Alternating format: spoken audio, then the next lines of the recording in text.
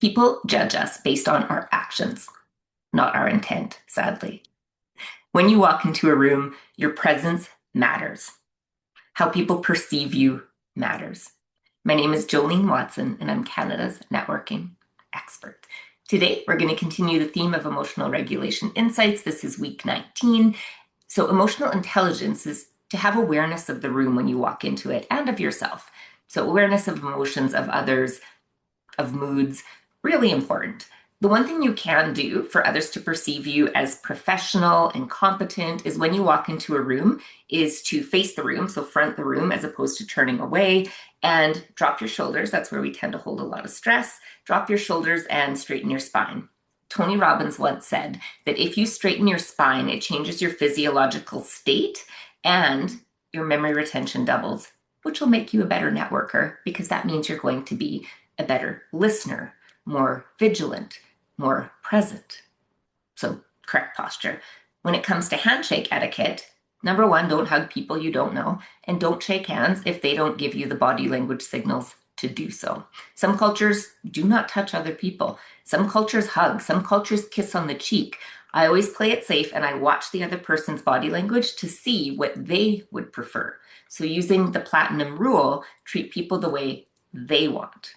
So, if somebody puts out their hand, no problem, 2 or 3 shakes, proper handshake, release, 3 to 5 seconds, eye contact. If somebody nods or waves, that means don't touch them. If you're a hugger, my favorite tip is never hug people you do not know and only hug someone if they give you the universal signal that I'm open for a hug. Some people do not like to be touched, and that relationship is not going to go further if you infringe on their boundaries. Now, business cards, one of my favorite topics, and I know I've given this tip before, but it's a good one to repeat. If you put your picture on your business card, people are 60% more likely to keep it. And not only that, to remember your name, because they remember your picture beside your name and they'll often keep it on their desk. Now, my favorite tip is I have multiple business cards depending on which topic. I have stress management business cards. I have my no thank you forever business cards. Of course, there's more contact information on the back. And I have a variety of other business cards depending on the emotion I want to evoke based on the color that I'm wearing. When somebody hands you their business card, take a moment, look at the front, look at the back, and then set it down. Final tip, when you get home, write on that card or a sticky note, if you don't want to ruin the card, what you talked about, if you said you were going to follow up.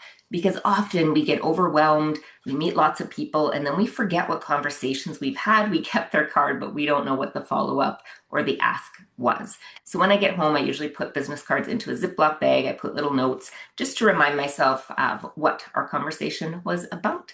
Next week, we're going to continue and talk about body language. And of course, not all body language is universal depending on cultures, but there are some that are pretty similar culture to culture and that you should be aware of.